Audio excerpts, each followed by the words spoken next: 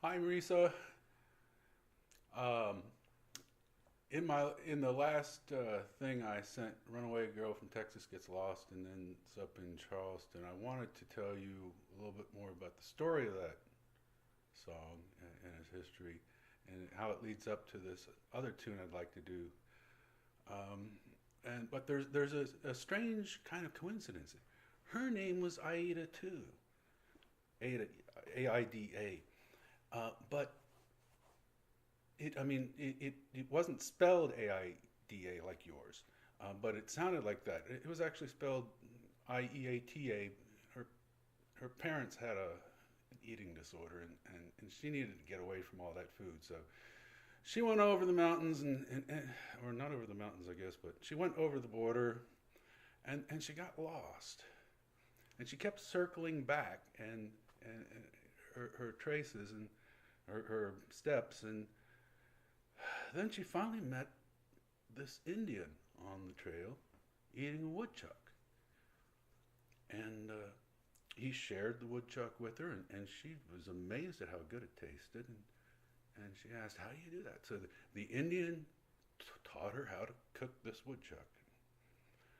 Anyway, and eventually gave her directions on how to get back to where she was going. And darn if she didn't get lost again and circle back. So this time the Indian said, "Okay, I'm going to take you. I'm going to go with you. Make sure you don't get lost."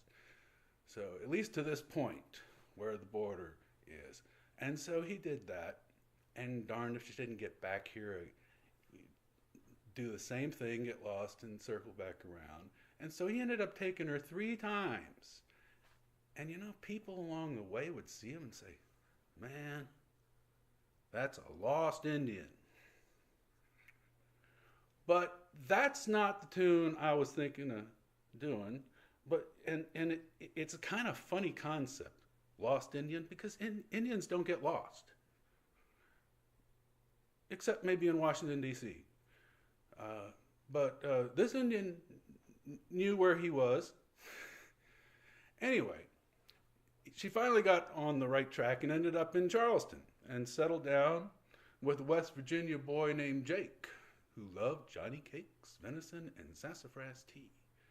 And she made them so well, using that same procedure that the Indian taught him. He couldn't stop eating them, and therefore,